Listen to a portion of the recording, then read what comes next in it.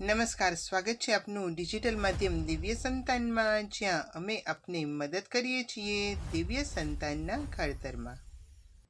જય શ્રી કૃષ્ણ તમામ માતાઓ. માતા બનવું એ ભગવાને સ્ત્રીને આપેલું સર્વશ્રેષ્ઠ વરદાન છે. અને જ્યારે આ ગર્ભકાળ પવિત્ર પુરુષોત્તમ માસ આવતો હોય ત્યારે વધુ દિવ્ય બની જાય છે. અને આ પવિત્ર પુરુષોત્તમ માસની અંદર ગર્ભસ્થ શિશુને દિવ્ય સંસ્કારો આપવાની શક્તિ 1000 ગણી વધી જાય છે. આજે આપણે આ વિશેષ 30 દિવસની ગર્ભ પ્રાર્થના શ્રેણીના 10મા દિવસમાં પહોંચ્યા છીએ.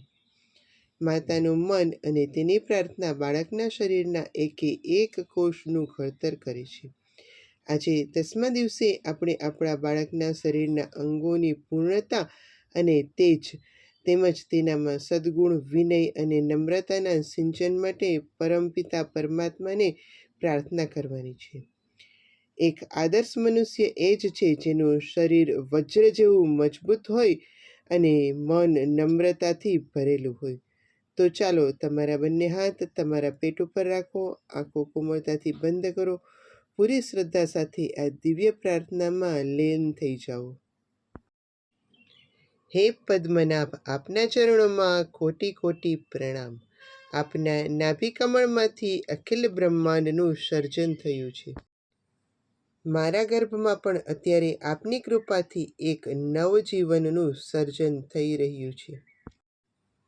આ પવિત્ર પુરુષોત્તમ માસમાં હું હૃદયપૂર્વક પ્રાર્થના કરું છું કે મારા બાળકના પ્રત્યેક અંગ, તેની આંખો, કાન, હૃદય અને મગજ સંપૂર્ણ રીતે વિકસે.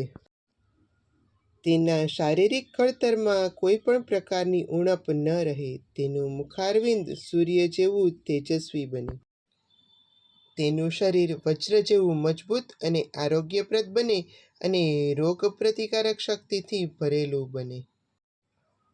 હે કેશવ, આપની દિવ્ય ઉર્જા મારા ગર્ભના એક એક કોષને જીવંત, સક્રિય અને શક્તિશાળી બનાવે, જેથી આ બાળક દીર્ઘાયુષ્ય અને પરમ તેજસ્વી બનીને આ પૃથ્વી ઉપર અવતરે. હે પ્રભુ, શારીરિક તેજની સાથે હું તેના માનસિક અને ચારિત્ર્યક તેજની પણ યાચના કરું છું, કારણ કે સંસ્કાર વગરની વિદ્યા વ્યર્થ છે. મારા બાળકના જીવનમાં પ્રભુ શ્રી રામ જેવા આદર્શ અને ઉત્તમ સંસ્કારોનું અત્યારથી જ સિંચન કરજો. તે ભવિષ્યમાં ગમે તેટલી સિદ્ધિઓ મેળવે, સફળતાના આકાશ જેવી ઊંચાઈઓ પ્રાપ્ત કરે, પણ તેના પગ હંમેશા જમીન પર ટકેલા રહે. તેના અંતરમાં વિનય અને નમ્રતા એવા વણાયેલા હોય કે તેને નાના મોટા દરેક મનુષ્ય પ્રત્યે આદરભાવ રહે.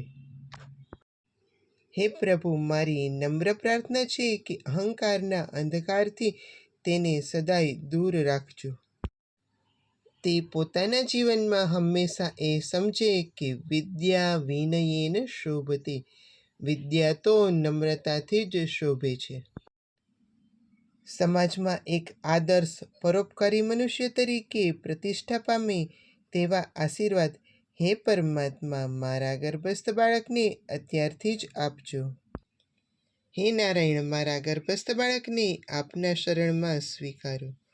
ઓમ શાંતિ શાંતિ શાંતિ. અમે આશા રાખીએ છીએ કે આ પ્રાર્થના દરમિયાન તમે અને તમારું બાળક એક પરમ શાંતિનો અનુભવ કરી રહ્યા હશો. ગર્ભમાં રહેલા જીવ આપણી ભાવનાઓને ખૂબ સારી રીતે સમજે છે. આજે આપણે તેને સુંદર સ્વાસ્થ્ય અને અદ્ભુત નમ્રતા મળે તેવી પ્રાર્થના કરી, જે તેના ભવિષ્યને એક શ્રેષ્ઠ નાગરિક બનાવવામાં મદદ કરશે. જો તમને આ પુરુષોત્તમ માસ ગર્ભ પ્રાર્થના શ્રેણી પસંદ આવી રહી હોય તો વિડીયોને લાઈક ચોક્કસ કરજો.